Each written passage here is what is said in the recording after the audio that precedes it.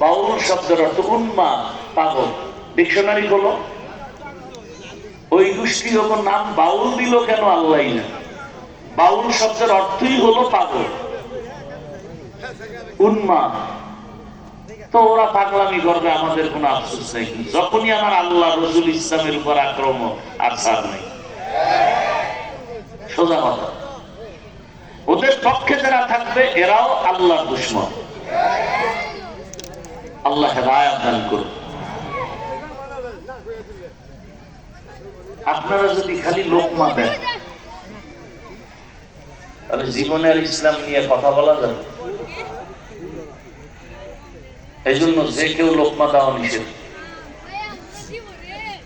অন্তত ওলামায়ে কেরামের বসায় কোন লোকমা দিবেন না, অন্ধের মতো থাকবেন।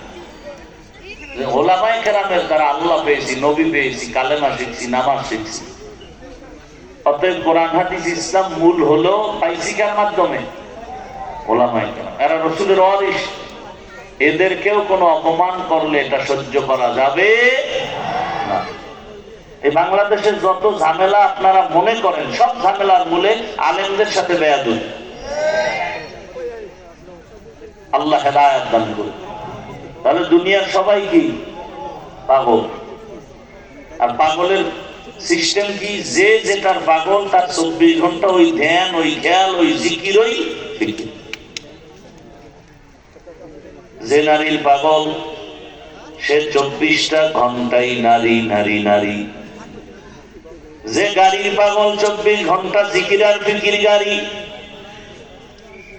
আর যেই মানুষটা আমার আল্লাহর পাগল, ওই মানুষ 24টা ঘন্টাই আমার মাওলাকে পাওয়ার ফিকির আর জিকির। ধ্যান করে, সাধনা করে, বাড়ি পাইলাম, গাড়ি পাইলাম, টাকা পাইলাম, ছেলে পাইলাম, মেয়ে পাইলাম, সম্মান পাইলাম, চেয়ার পাইলাম, কিন্তু এগুলো কে আমারে দিছে, ওই মালিকের পাইলাম কিনা, এই চিন্তায় পাগল হয়। তখন এক সময় এমন হয়, এই যারা টাকার পাগল, ওরা টাকা পাওয়ার জন্য বাধা। যদি মা হয় বলবে মাকে মাইনাস কর, বাবারে মাইনাস কর, বন্ধুকে মাইনাস কর, আমার আসল টাকা লাগবে। ঠিক যারা আমার আল্লাহকে পেতে চায়, এর মাঝখানে যদি টাকা, বাড়ি, সন্তান বাধা হয়, দাঁড়ায়, বলে এদের বাপ আমার ছেলে আসল না, মেয়ে আসল না, বাড়ি আসল না, গাড়ি আসল না, আমার সব যদি চলে যায় আফসোস নাই, আমি চাই আমার মালিক, আমার মাওলার সাথে মোলাকাত।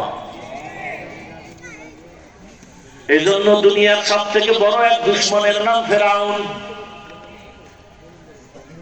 জানা থাকলে বলেন তার স্ত্রীর নাম কি?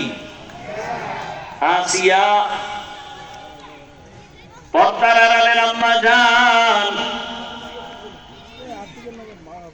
এত বড় বেঈমান ফেরাউন যে নিজেকে আল্লাহর বিরুদ্ধে গিয়া নিজেরে খোদা দাবি করলো। এবং শুধু খোদা না, সব থেকে বড় খোদা দাবি করলো।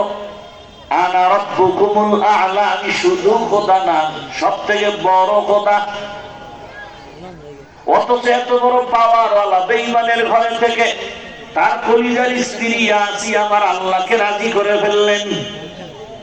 এমন ভাবে আমার আল্লাহর গোলাম বান্দি হয়ে গেলেন যে আমার রাসূল বলেন হাসরের ময়দানে জান্নাতের ভেতরে